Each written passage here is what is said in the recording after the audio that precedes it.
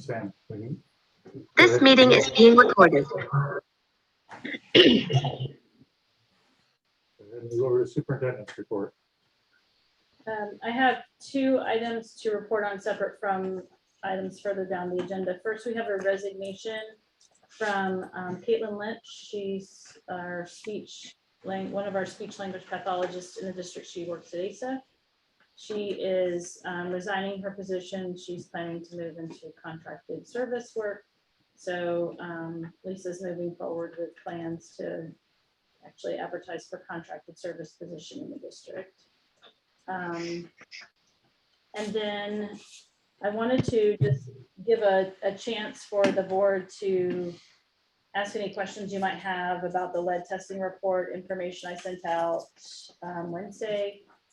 Bill's here to answer any questions that you might have. I provided a letter, a copy of the letter that's the just cover letter I sent out to families with the information, and all of the test results and public notices are on the website. Rachel did great work getting a webpage set up for us with that information on it. So since that information went out, we've executed some of the action steps we mentioned in the letter here. Actually, Wednesday, they were taken out of service. The faucets or fountains where there were results anywhere in the kind of warning or higher concern result areas. Bill's completed the follow-up testing on those that had either the above 4 parts per billion. There was the range of 4 to 15 parts per billion. That's kind of a you need to look further into this zone. And then there's the 15 parts per billion above where there's required action. And so they recommend you retest all of those. So he's completed those retests, sent those out. He also identified, probably with the help of staff who look at these, hey, we have some others that that we didn't test on the first round. We've collected those samples, sent those off as well. We're awaiting the company that we've reached out to come in to begin some investigation for us. That will probably be further informed when we get the results of the follow-up testing back, but get some investigation started with that company, and they specialize in water quality and remediation. Bill, would you add anything to that before we open it for questions? No, actually, I got a call today. They'll be here tomorrow at noontime. New Orleans out of Orrington. They're one of the state actually supplies you people that do this kind of work, and they were the closest to us. So they're going to be here at about 12:30 tomorrow. I've already sent our results off to them to take a look. So they'll be here tomorrow doing on-site and hopefully give us some guidance as to where we need to go. Any questions you have about that? Is it, Bill, I'm guessing it's not necessarily a source problem, but maybe a fixture problem or pipe problem? I think it's a pipe problem. I don't think it's a source issue because we've had in our kitchens there trace. So, I mean, not even hit a trace. So we think it's certain areas of certain buildings that we're having an issue with. So, yeah. Do we know what kind of health consequences this has for kids that have gone through ASA, say, pre-K to 5? There are water fountains that they were filling water bottles or drinking out of. Most of the water fountains were good. I mean, all of it at ASA, all the water fountains are good. It's the newer stuff that we installed, not because it's new. There again, I think it's the piping that's going into those rooms. So a lot of those rooms, I'm speaking out of turn, Meredith, you can correct me if I'm wrong. I don't believe a lot of those drinking fountains were in there until we did the rebuild. Is that correct? They were in there. They were in there? They were just when we replaced the classroom sinks, we just put on new fixtures basically. Okay. So it seems to be, and then we did that throughout the school. Gotcha. And it's really more one end of ASA that's showing more problematic than the other. So it leads us to believe it's piping. But it depends on how much, how long, and the website kind of outlines some of the impacts that lead exposure can have. I really don't know, aside from some of the worst case scenario things they mentioned on there about neurological, impacts. But I would say that when we talked to the teachers, what was interesting, at least in the wing where we have a number of fountains or a number of classroom fountains that are showing up as either the above 4 or above 15, that students actually prefer to go out to the classroom water fountain, probably because it's chilled, it's refrigerated water, and they fill up their bottles out there on that end more often. And a lot of these have been covered for a while and probably not used as much. That may be part of the impact. That, if older pipes aren't used as much, you can have some more residual lead buildup. So, we're learning right alongside everyone about this. It wasn't on our radar prior to the test last week. I think that last point is a key point. We don't know, and for sure, it's a good thing we did the test and we're acting on it. So not to minimize anything, but it is just a fact that unused fixtures accumulate heavy metals, whether it's lead or iron or anything else.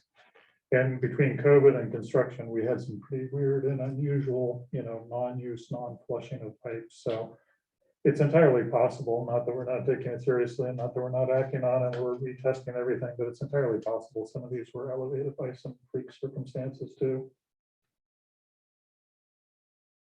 Sorry, I was just looking, see if I could get to the website while Brian was talking to. So so what we had to do on the second one, anything that tested, we went from 4.0 and above to 15 and above.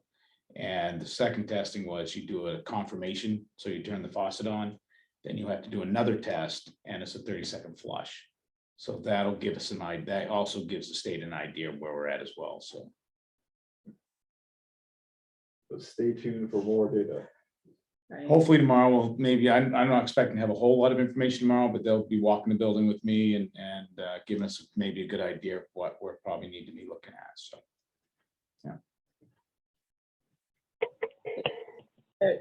The website mentions in young children, lead can affect brain development, learning disabilities, behavior problems in older children, adults. Ongoing exposure, same things, but adds kidney and high blood pressure. I think it's why the law went into effect to bring this to the attention of school districts in terms of a requirement. I can just tell you by comparison, I've looked at some other district results and ours aren't as worrisome as I've seen in some other district results. So I'm not sure, I really don't know what the scale of, if you have parts per billion that are in the hundreds, I assume that's worse than the parts per billion that we have that, is more in the 2-digit number range than 3 digits and above. But I really am still learning. When you say us compared to other schools, are you able to see that is this a state website where they have? There is all a the state schools website where test they results? post if you go to the website listed on this link on this page, there's a link there. Ours weren't posted yet on that site. I guess because we just received them, it probably takes them a few days to get them posted. But then some districts had also done what we did with a website and public disclosure. Different ways, but that shows all. So more to come as we learn more, and Bill's been working been very responsive on this, so appreciate his work to do this follow-up piece. So we'll be bringing you more information as we have it. Thanks. Okay, those were the 2 items that I had for my report. Okay, any other questions or comments for the superintendent? On to COVID. This is what I get for joking about not needing to put it on the agenda every week. Right. So I think the obvious question is where are we with our masking requirement and case rates? I mean, that's the question I think people have asked. And if you have looked at our dashboards, Today, we stand at 19 cases, or this afternoon, when I tried to do it at the end of the day during the week, I was traveling, so it didn't get updated as much over the weekend, but at the end of today, we stand at 19 active cases in the district, 16 at ASA, 2 at the high school, and 1 that's a itinerant individual across the district. So if you look at the data though, over time, we've been on a kind of a steady incline since April break of having some increase. What's really exacerbated the increase the last couple of days is ASA. ASA has seen where no school prior to Saturday had active cases in the double digits since February. ASA in the last 3 or 4 days has spiked up in the, they were in the like 13 or so range, and yesterday they were 17. Today they're 16. The other schools are, kind of in that same range where they've been, in that 0 to 7 or 8. The middle school usually is the lowest, and the high school and ASA take turns, being the highest. So the data for ASA is something that definitely caught my attention. And I've talked with Karen about it, and Kristen about it. Karen is here with us today to help provide some insight. And we had a discussion about, what do we think about this? Do we think we need to make any changes? So I'll get to that in just a second. The other thing that happened is the CDC rating, I think, late last week changed to red for our county. And so that's something, a new piece of data as well. I will say that piece of data I'm less compelled by, because of the way they're putting that data together. I'm more compelled by what we're seeing in our data, honestly, because their data right now is this combination of indicators from 4 different counties pushed together to make one rating for this area that all is served by Northern Light, basically, or the healthcare system in this area.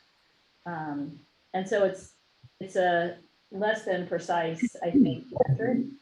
But I think our case rate certainly add the texture to that is useful, I think, for consideration.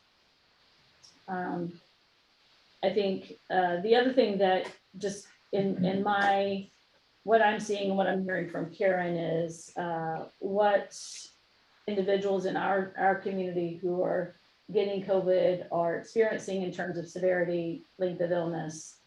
And most individuals are returning after their 5 days, are able to return after their 5 days. A few, here and there are not, and, have more severe symptoms for longer and end up staying out longer than the 5 days. When we put all this together, I posed the question to Karen, tell me what you think about where we are and if we need to do anything differently. And I'll just summarize, Karen, what you said. I don't want to put words in your mouth, but you can add more to it. One of the things that Karen said in response is that what she's seeing, and Kristen really confirmed that she's seeing the same thing, is that despite the kind of sudden uptick at ASA, they're not seeing obvious evidence of transmission in terms of the individuals that are turning up positive. We would look for things like, are these students who are around each other during lunch or in high risk times, or are these students in the same class? And then are they masking, not masking? Do they eat lunch together? What's the contact like throughout the day with these individuals who sit at the same table?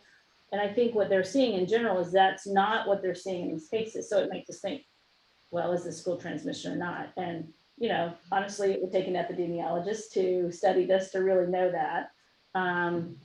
But, Karen and Kristen aren't seeing really strong evidence of that. There are times that in the past that we have seen that intermittently, like either, we knew that there was a get together and those individuals were together and then the spread happens, or individuals were in the same class and sat at the same lunch table and then there was a common thread there, but we're just not seeing that yet, despite some of these cases have been in the same class in the last few days. But over the last 14 days, we've had 30 cases at ASA, which is high, in my opinion, for a week span. And so, I think I'll let Karen speak about her thoughts and her maybe recommendation on where we are. Karen, do you have anything to add to that? Well, I was just thinking of with this particular variant, from what I've been seeing, through the year, we've worked with different variants as we've gone along. I thought that the masking was really very important at the start of the school year, and even through Omicron, it was beneficial. But with this variant is very fast, and it also seems to be a lot more what I call opportunistic, in a sense that I'm finding a very large percentage actually of the people, particularly at ASA or even in any of the schools that are even the best maskers that are masking everywhere. It seems to be that they're the ones that are getting affected more. I mean, it's really odd with this strain. Thank goodness the strain is much milder than what we've seen with any of the other strains.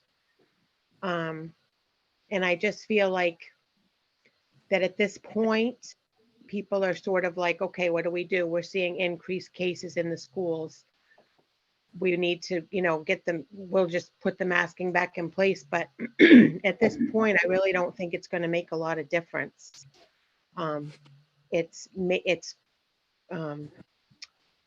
very fast. The kids and staff mostly are recovering within 5 days. And I have so many parents say, gee, they've been home for 2 days and they're already like fine and they'd love to come back to school. And I just haven't seen masking as a really important tool or barrier for this particular strain at all. And I feel that we definitely needed to mask with the earlier strains. I thought it was very beneficial from personal experience and from what I observed, but that's just my opinion. I feel, I think that people are trying to decide, gee, we need to do something at this point because we're kind of panicking with the large numbers all at once coming up. What else? I guess that pretty much covers it, but not that I,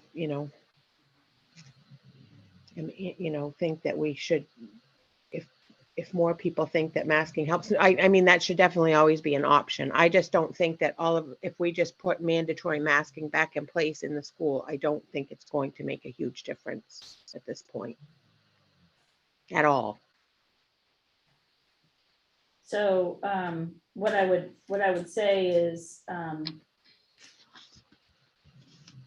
I think that there's no evidence in my looking at the data that resuming masking would be warranted at middle school and high school. At ASA, it's a question mark in my mind, and it's one of those, again, metrics of risk versus, the drawbacks of it. Risk are the benefits versus the drawbacks. And, I don't have an answer as to what we should do. My gut felt like, we should maybe consider putting masking back in place at ASA for a limited time and then watch the data.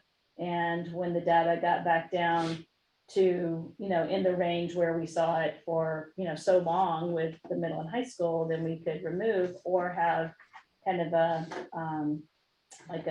2-week window where we're going to say we're going to mask for these weeks and then will lift it, and that will give kind of a chance for things to settle. But, I also see the other side, and when I comb back through the SOP today, and the SOP basically says masking is optional, and it's up to boards to decide, to make decisions about masking in your district.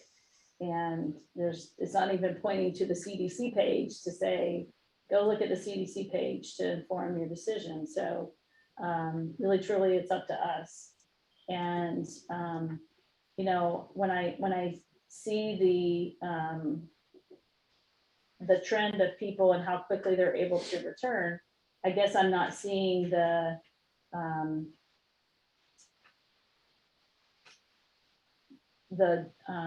impact of these cases having long-term effect on those getting it, other than, they're out for 5 days and they're coming back. Certainly, there are cases that, require hospitalization, but we haven't seen that in our community as of this point. And I feel that, the other side of it is the kind of yo-yo effect of, we're masking now, we're not masking, we're masking at this school and not this school. And that maybe doesn't feel like the best way to go forward. But I feel like if we went forward with some change, it should just be at the school where we're seeing the impact, and for, a limited time. So I wanted to bring this up for discussion and get your thoughts and see if you, I know we're hearing from people on both sides. I heard from individuals on both sides of this question. And, I haven't put out there that this is something we're talking about, because really, it literally has just emerged in the last few days, and I wanted to just gauge the board. So I think we should discuss your thoughts and see if you have direction for me that would change our current course. And the other thing to add is Bangor Public Schools and Portland Public Schools have gone back to mask required, so it's part of the context too, but sorry, were you done? Yes. I'm sorry, are those the only two schools we know of at this time? Only ones in Maine that I know of, yeah, yep. And in particular, specifically around this area, I think Bangor is the only one. We went to the mask optional policy. We had some discussion about what was the threshold to bring things back. And for me, I was pretty clear it's not about the numbers so much anymore. And I think CDC has said that too, right? It's about harm or risk, specifically, hospitalization, serious illness, long COVID, those kinds of things.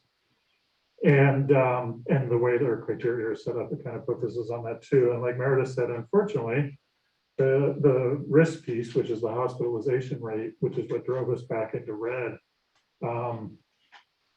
is a 4-county number. It's Washington, Hancock, Piscataquis, and Penobscot. And I just don't have a lot of faith that, and in particular, the vaccination rates vary drastically across that region. So don't have a deep faith that that number is representative of what's happening in the Bangor or no metropolitan area. With some reasonable suspicion that those numbers are not as bad here with the vaccinations. But, the fundamental thing is about the risk or the health consequences. And much as it wasn't true 2 years ago, COVID was, I just saw a chart today, COVID was 20 times more deadly than influenza 2 years ago, but it's down to about 1.5, 2 times as deadly as influenza at this point in time. So things really have changed. Partly it's the strain, partly it's a lot of it's the vaccinations. Some of it's greater access to higher quality masks and better ventilation and a lot of other things, but the story is a different place than it was 2 years ago. And that to me is critical, right? If you're weighing the health costs versus the social, emotional, and educational costs, the balance tips as the health costs go down. So for me, remasking, mandatory remasking would not be about a spike in numbers. There is a spike in numbers, there's no denying that. But for me, it's about the health risk. So for a vaccinated adult of working age, I'm not talking about 80, but a vaccinated adult of working age, or even an unvaccinated kid, the risks are in the same ballpark. I'm not saying they're exactly the same, slightly greater, slightly less, but they're in the same ballpark as the flu or driving to school at this point in time. That's a totally different ballgame than it was before. Unvaccinated adults, you're looking at base jumping or climbing Mount Everest, which is, that tells you the difference between vaccination and unvaccination as an adult. But so for me to remask, I would want to see either a significant change in the risk, which probably would come from a new variant, which knock on wood is not happening yet. Maybe it comes from decline of vaccinations or something, but that's not happening yet either. Or I would want to see substantial evidence of spread within the school, right? So that the school is actually having the school open is causing harm, not just reflecting the community, which is mostly where we've been for the whole time. Or, or I would want to, I mean, those would be the two main things, right? A change in risk or the fact that we have spread going on inside of the schools. The risk hasn't changed. It's in this different place. It's quite a bit lower and much more comparable to other things we deal with on a regular basis. The ASA gives me a little pause. It's, it's high and it's not like there's no turn down on the trend right now. It's been trending up for several weeks. So certainly if I were to support anything, it would be ASA only and indoors only and for a limited amount of time. I'm still pretty on the fence at ASA too, though. Mostly it just comes back to the risk profile. I'm not seeing the risk profile. And, we have 5% of our kids out. So that if we have 15% to get shut down, we'd be shut down, whether it was the flu or the chicken pox or any measles or anything else. But Well, it's not shut down, it's a or process. we'd be It's not declared an a outbreak, and we outbreak, have to send notification. Yeah, so 5%, I mean, 5% of the kids are losing 5 days. Yeah. That's not anything to No. sneeze about either. But I do continue to think, the cost of masks, not necessarily for me, I'm wearing a mask tonight just because I think it's a good idea for me to wear a mask tonight. But across our whole populations of kids, I think we have kids that really suffer with masks. So I think the cost is pretty high too. If I were going to do anything, I would limit it just to ASA for a fairly short period of time until the numbers at ASA turn around. In other words, I'm queuing just off our local numbers, not queuing off the red at this point. I just think 4 times is too coarse, but I'm pretty ambivalent too about actually masking at ASA. So I guess I'd like to sit back and listen and hear other people. But I do think it's important. The really key point to what I said is we've shifted regimes from it's about the numbers as the best predictor of risk to it's about the actual risk. And anybody who's chosen to get vaxxed and boosted or anybody who's a kid, the risks are just orders of magnitude different than they were. And I really think that has to be part of the conversation. But on the other hand, the ASA number doesn't look good. And if we're actively, spreading the disease, I don't want to be part of that either. It just doesn't quite sound like we have the evidence yet. Another option for me would be wait and see. Right, just watch what happens with ASA numbers for another week or two. We're not supposed to meet until the last week of May, so I do think, I personally believe, would like to make sure the superintendent, she has this power anyway, but I would like to make sure the superintendent feel like she has the power if she sees things continuing to change to go ahead and take action without calling a board meeting at that point. But I guess those are my thoughts. I'm kind of open between doing nothing, 2 weeks of masking at ASA. But if we do nothing, I guess I'd like to keep we're still watching and the superintendent could act in the meantime if that appears. So I'll stop. I'll weigh in next, I suppose. I'll keep it short and sweet.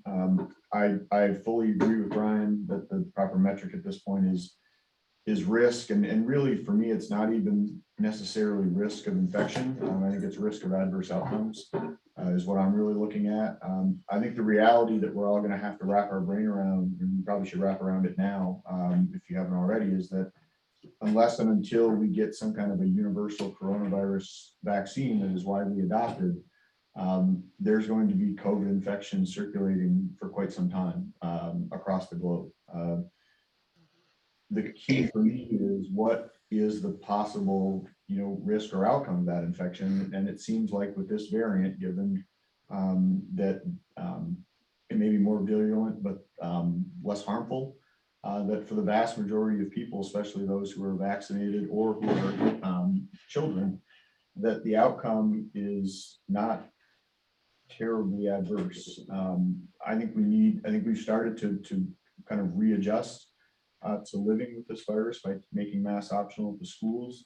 I am very reluctant to reverse that trend now. I think we need to start to learn to adjust and move forward. So for me, I'm not supportive of reintroducing mandatory masking at any of the schools at this point. I would agree with Brian that it's worth monitoring and watching, keep going forward, right? If the situation and cases at ACE continue to go up, and we get evidence that there is spread going on at ASA, then I would definitely be supportive of revisiting this. If that takes a special board meeting, then so be it. But at this point, I am not in favor of making any changes to our policy.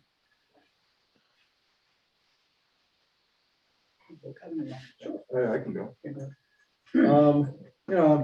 I'm a risk averse individual, and so I mean, I would lean towards the possibility of using masking as a sort of intermittent intervention. The way I understand masking is that it's sort of an all or nothing unless we're wearing N95s. There is some efficacy with multi-layer cotton masks in terms of protection of the individual wearing it. But primarily when I wear a cotton mask, I'm protecting other people from exposure to me. And so unless the kids are wearing N95s, if they're wearing cotton masks, the ones who are wearing them are protecting other people. They're not largely protected themselves. There is some efficacy. It depends on the variant as well. So, I mean, in terms of interfering with transmission, if there is transmission, having a couple kids wear, the Old Navy masks or whatever, that was more pointless, as far as I understand, than everyone wearing them. So, I mean, some people wear them because they feel more comfortable or whatever. But again, this doesn't do much. When I'm in my large lecture classes, I wear an N95 because in those environments I have 100 students, and I'm kind of worried about exposure. And I guess I would express a concern too. I guess I would start with some gratitude. Like I am grateful that the vaccinations have been largely successful. Lots of people have been vaccinated. These strains are less virulent. These are really good things.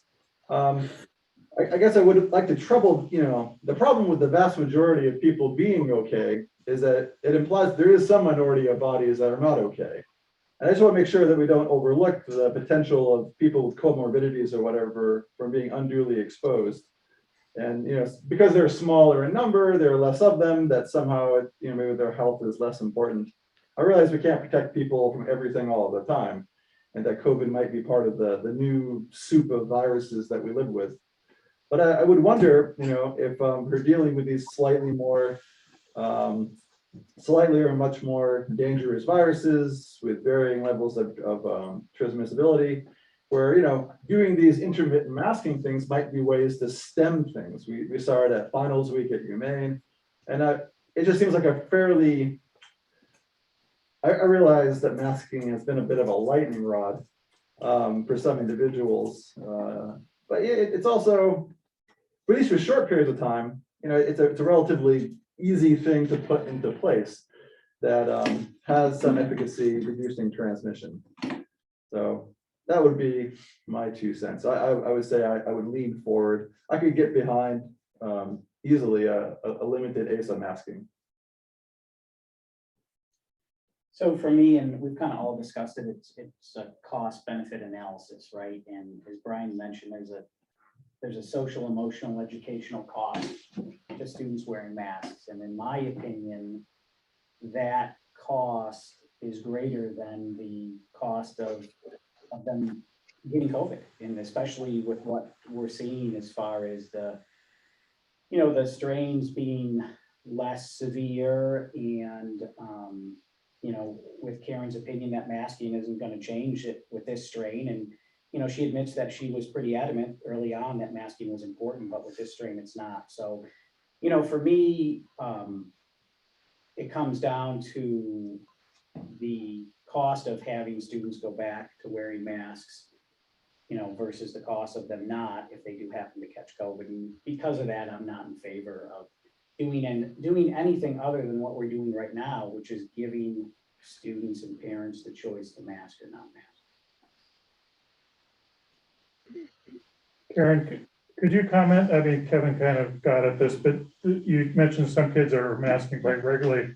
Are most of them wearing, KN94 or N95s these days? Or I know they're not the official, because our federal government can't certify things fast enough, but are they wearing things that look like N94, N95s, or are they mostly still wearing cloth things?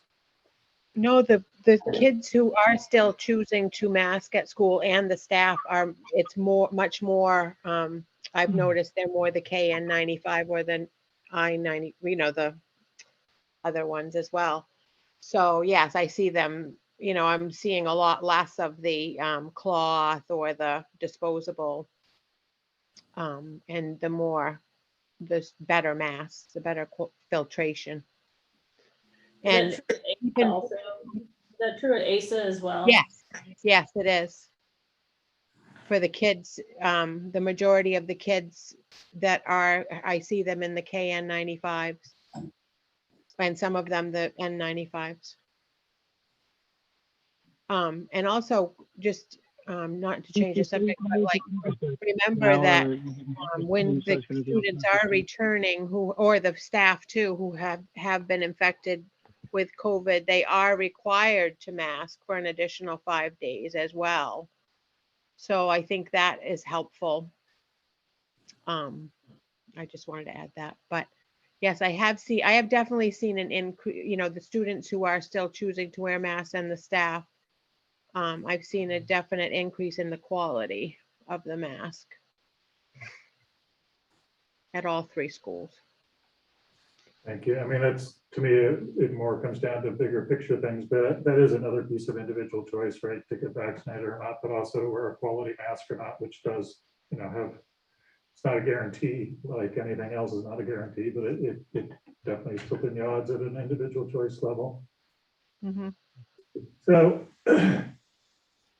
I mean, to make a change, it would require, it's a little bit of an odd situation tonight with just 4 board members, but it would require 3 board members favoring a change, and I'm not sensing anything close to that. So I think I'm hearing the consensus of the board would be continue to watch and wait. And I guess if the ASA numbers continue spiking, we'll hope they don't, but if they continue to spike, then I guess there's another conversation. And, by policy, if the superintendent determines there's an emergency, she can act for that, calling the board, but calling the board back is always an option too. Everybody comfortable with that as a consensus? I think I'm definitely comfortable with that, a consensus. I do think if we are going to make a change, though, I mean, obviously, if it's an emergency situation, we want Meredith to be able to act. But if we're going to consider that a change before the next board meeting, my strong preference would be for an emergency or a special meeting to consider. Okay, fair enough.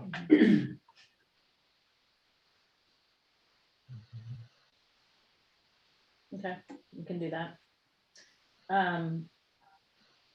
The other piece is we received our test kits yesterday, I think they came in. And Jim Parker's going to transition now to help us get the test kits out. So she and I are meeting the day after tomorrow, and we're going to send out the surveys once we work with her to figure out the day she's going to hold pickup opportunities versus put them in the backpack. Those will be the choices. So that will be going out probably by the end of the week. Parents will get the email about which they would prefer for their child. So I believe we received kits that have 5 tests per kit. So that's how many families get. It's per child and per staff member. So staff and per student. And we do want to encourage people to take advantage of that. Absolutely. We have one for everyone, And so, we want them to get one for each child. And a lot of the stuff that I've been reading about kind of where we're going to have to go in the future in order to successfully deal with this emphasizes, widespread availability of rapid testing. Yeah. So, I mean, I think that this is a step in that direction. We want them, you know, now that we have them available, that we want to encourage people to take advantage of that. Yes.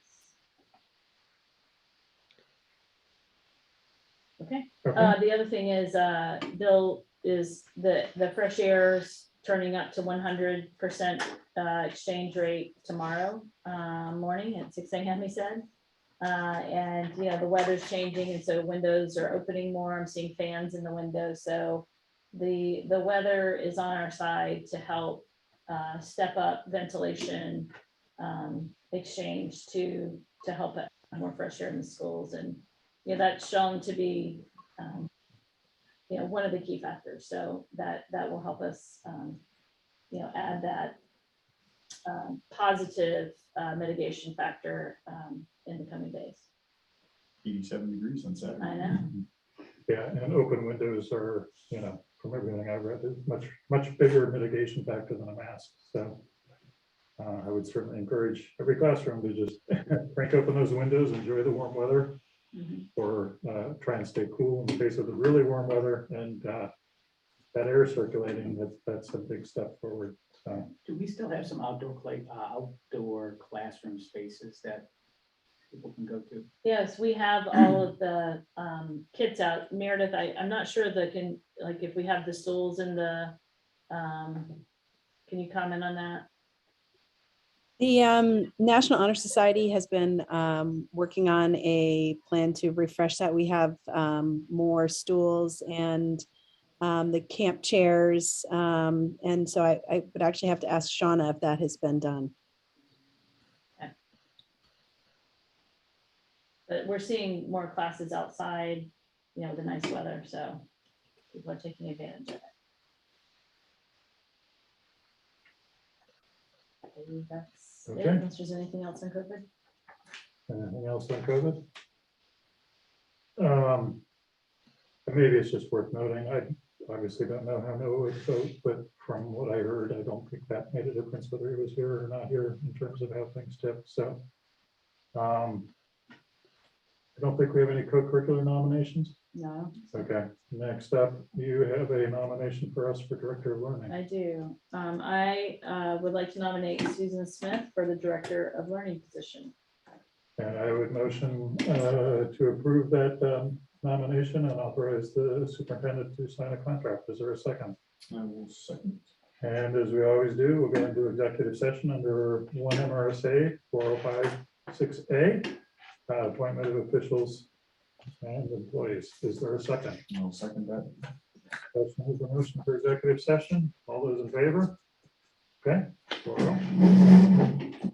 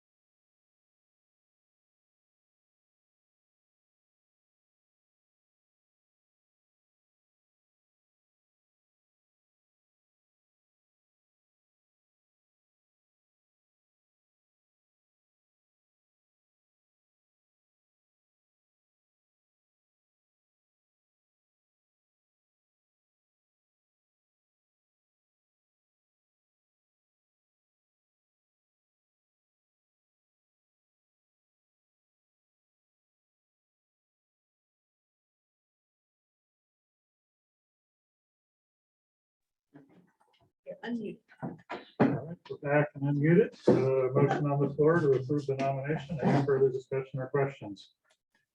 Go ahead and vote. All those in favor? All right, 4-0. Welcome aboard. Nice to have you. Can I speak for a minute? Is that appropriate? Sure. I'll just, thank you very much. I'm Susan Smith and I'm very excited about being your Director of Learning and honored as well. So I'm really looking forward to working with the staff and students here and getting my feet under me in July. Thank you very much. Congratulations. Thank you. Thanks. Okay, thanks. Sign on the line. Wasting no time, yeah. Okay. I will. Thank you very much. So next up, we have probationary teacher recommendations. So just for context, teachers in their, used to be first 3, now it's first 2 years are in a probationary contract and need reappointment, actually by this meeting. So we need to address all of those. So I would make another motion to go into executive session under 1 MRSA 4056A, appointment of employees. Is there a second? I'll second. Excuse me. Any discussion on the motion for executive session? All those in favor? Okay. I'm gonna take my computer.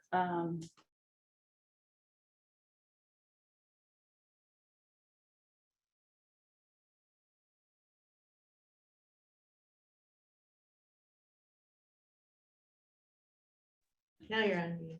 I'll send a Google Meet link to the administrators who need to join. And Kristen and Lisa, if you'll come in first, and Sam and Meredith, if you come in, I'll probably just put you in the waiting room, or if you want to just wait, I'll text you when you need to come in. Sounds good. Do we all need our computers or we just need Just one? if you need No, a we'll just document. have mine and that's fine. I'm going to leave the